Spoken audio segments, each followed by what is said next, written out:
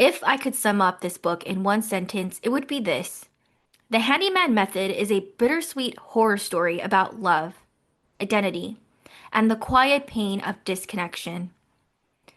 Beneath the gore, it also dives into the male mental health crisis. While it paints toxic masculinity with a satirical edge, it also made me reflect on how many men suffer in silence, reshaped by expectations, isolations, and pain no one seems to notice.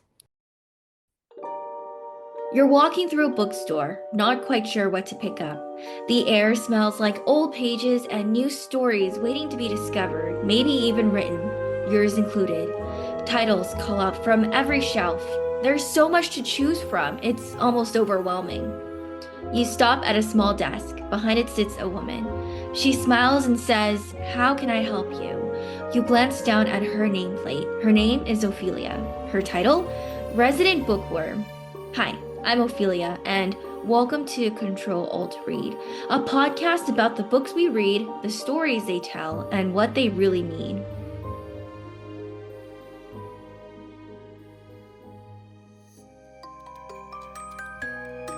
Haunted houses, creepy YouTubers, weird boxes, and a father slowly unraveling. What do all these things have in common? They're all tangled up in the Handyman Method, a psychological horror novel that sinks its teeth into toxic masculinity, modern isolation, and what it means to fix what's broken, both literally and metaphorically.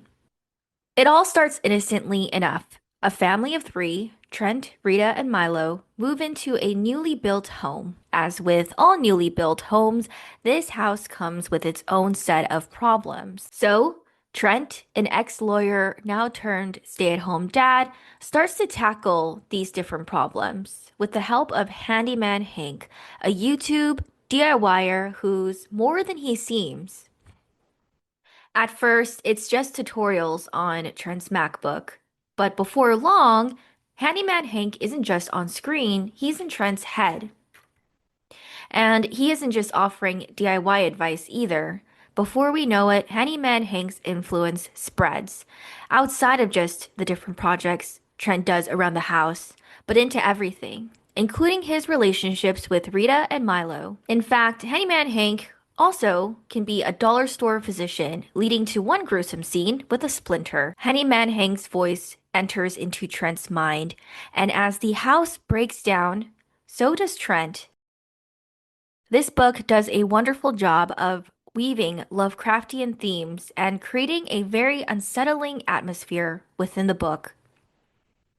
Milo, the son, has his own version of Handyman Hank, Little Boy Blue, who tells Milo to do certain things, such as building a makeshift phone with a wire that goes all the way down into the basement, into the cement floor.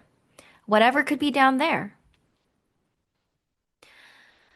Rita also gets her own set of unsettling visions. There are creepy calls, bizarre visions, and a sense that this house is alive. And this kept me wondering, what could be behind this, behind what's happening? Is it psychological, all in someone's mind? Or is the whole family on mushrooms? Or is something truly there, something sinister?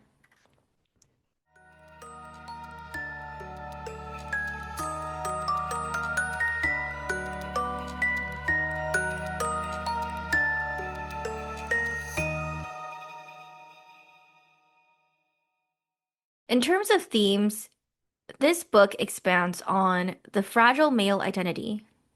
In particular, what happens when men lose purpose or control. We can see this in the way that Trent is painted as the classic toxic masculinity stereotype, very Andrew Tate in the beginning of this book. At times, it's so cheesy that it seems a bit over the top. However, when we learn the twist, we understand why Trent acted the way that he did. And in that way, we start to feel sympathy for him. We start to understand why he does what he does. And I think that this twist was an interesting take on toxic masculinity and the roots of it, and what leads men down that path, what leads anyone down that path. This book also explores a secondary theme of how relationships can change us. For example, before Trent was involved with Rita, he was a fledgling lawyer and a former college track star. That's not to say that Trent's descent is entirely due to Rita. Over the book, as we read it more and more, we come to understand why Trent is the way that he is. This book also builds on Trent's relationships with Milo and Rita in order to continue to paint a picture of toxic masculinity and how that affects the people around them.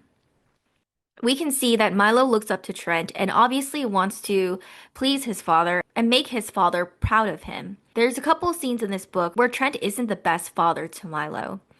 In terms of his relationship with Rita, we can see that Trent tries his best, but over time, as he starts to devolve into Handyman Trent, we do see that Trent and Rita's relationship begins to fall apart as well, being a shadow of what it once was. Towards the climax of the book, we see that Trent has devolved into something of a human worm. In fact, his family has lost complete respect for him. And when we learn the twist, it will reveal why. In terms of the pacing, I really enjoyed the pacing of this book. Reading the first half had me at the edge of my seat. However, the twist is revealed pretty early on towards the middle of the book, and I felt that the twist would have been more impactful if it had been revealed later on. If you're a fan of Lovecraftian horror, you'll probably enjoy this book.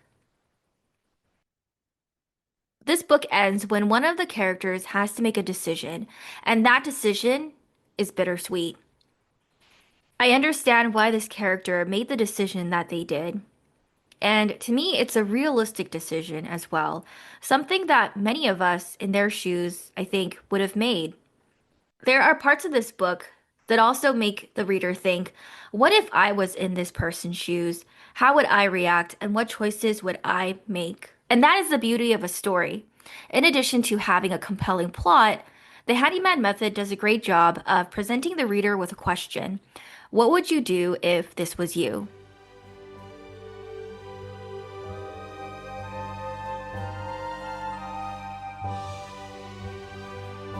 Hey, thanks for joining me here on Control Alt Read. I hope this book resonated well with you, sparked a thought, or brought you closer to your own story. If you enjoyed today's episode, please follow the podcast for more reflections, reviews, and reads worth sharing. Until next time, take care and happy reading.